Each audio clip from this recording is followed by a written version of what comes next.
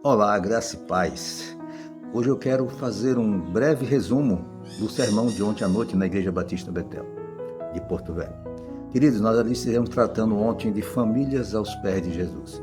O nosso texto base foi Josué, capítulo 24, versículo 14 e 15, onde vai dizer de forma resumida, Josué dizendo para o povo ali, pouco antes da sua morte, ele vai dizer, olha, vocês devem escolher a que Deus vocês querem servir.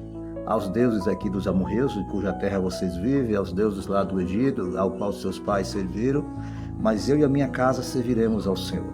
Nós tratamos de famílias disfuncionais e demos alguns exemplos de famílias disfuncionais, famílias que têm problemas, famílias que vivem discutindo, que têm inveja, famílias que às vezes até existem homicídios, sofrimento, batalhas dentro da família, pessoas envolvidas em vícios, drogas, seja qual for o vício.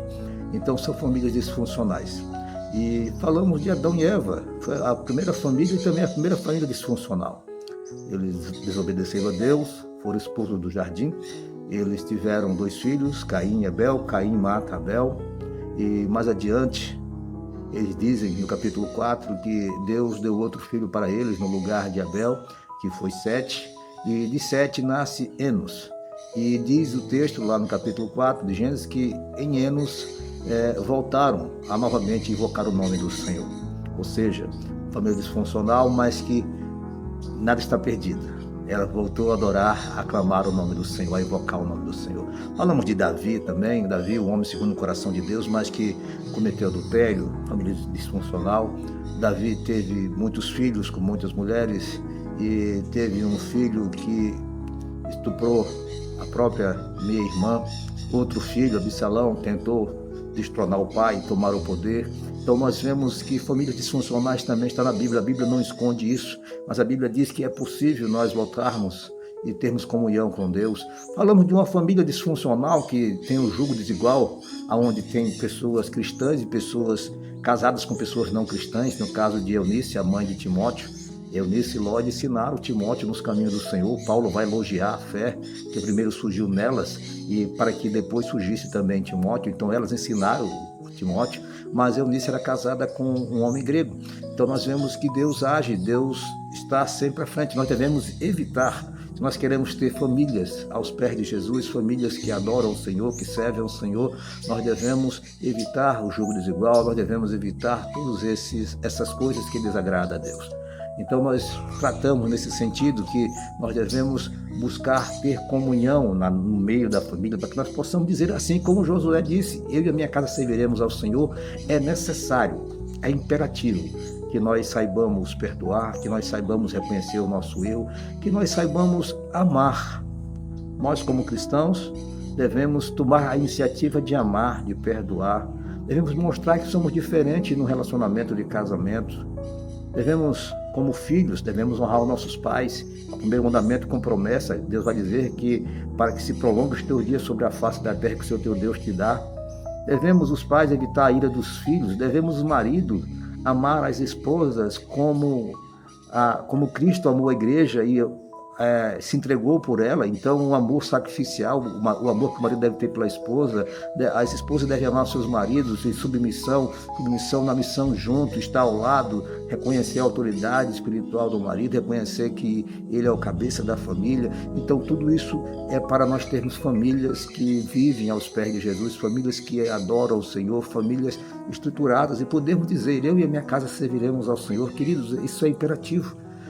Nós sabemos que Deus tem promessa para aqueles que têm Jesus como Senhor e Salvador, e membros da nossa família estão afastados dessas promessas porque muitas vezes nós desistimos deles, nós não queremos gastar mais tempo, já entregamos os pontos, dissemos que não tem mais jeito.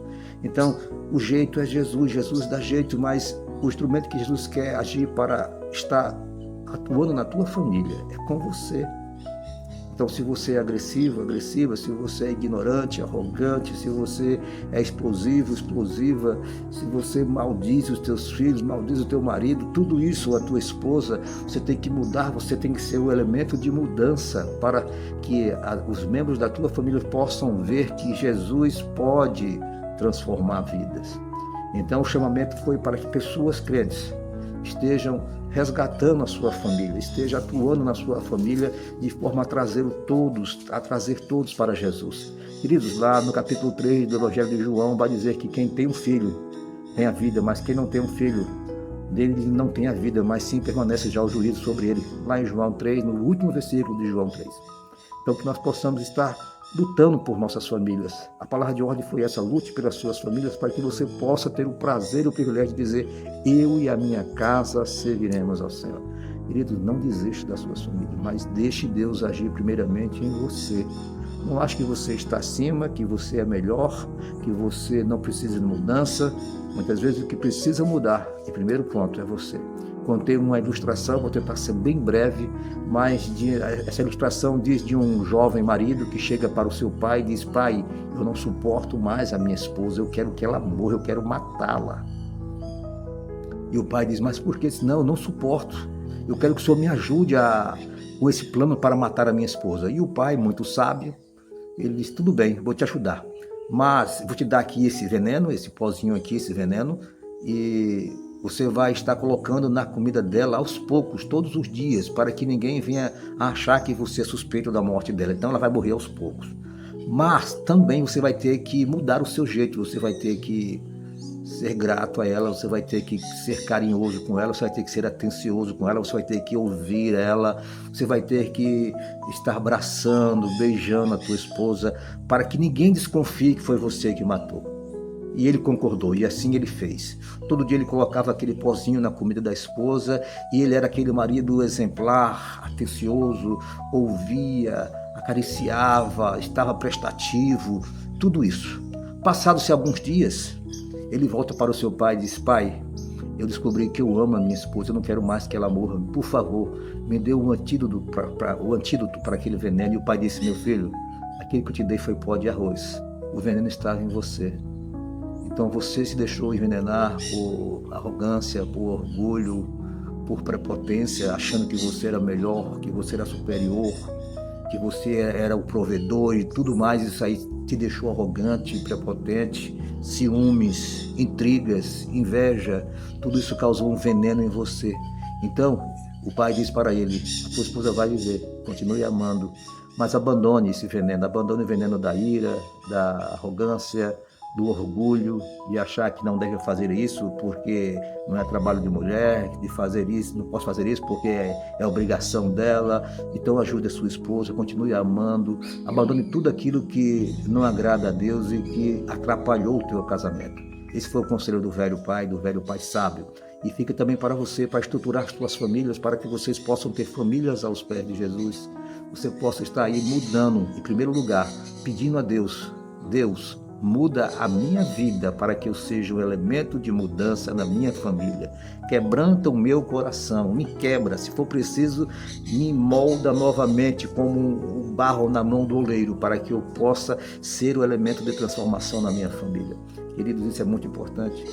Reconheça isso, que a mudança deve, muito possivelmente, começar em você. E assim nós vamos ter famílias fortes, famílias estruturadas, e vamos ter o prazer de dizer: eu e a minha casa serviremos ao Senhor. Se vocês não querem, eu não posso fazer nada, mas eu e a minha casa, como diz o Josué. Vocês escolhem que Deus vocês querem seguir, mas eu e a minha casa, você vai dizer também: serviremos ao Senhor. Que maravilha! Então faça isso, querido. Esse é o meu conselho. Esse é o canal Reflexões Bíblicas, Pastor Jairo. Se inscreva no canal se você ainda não é inscrito. Também estarei compartilhando esse vídeo com a União Batista de Homens, né? União de Homens Batista, nosso executivo, irmão Lima, e estará compartilhando também para os homens batistas aqui do estado de Rondônia. Eu sou muito grato a todos e que Deus abençoe a cada um, abençoe a tua família e tenha família aos pés de Jesus. E diga: eu e a minha casa serviremos ao Senhor. Que Deus te abençoe grandemente e tenha uma ótima semana. Visite a nossa igreja, Igreja Batista Betel, fica na Rua dos Coqueiros, 1117, bairro Nova Floresta, aqui em Porto Velho. Você vai estar ali conosco nas quartas-feiras, culto de oração, 19h30, domingo, 9 horas EBD da manhã, e 19h30 da noite, no domingo, nosso culto de louvor e adoração. Vai ser um prazer te receber ali. Fique todos com Deus. E vamos orar com o pastor Jairo.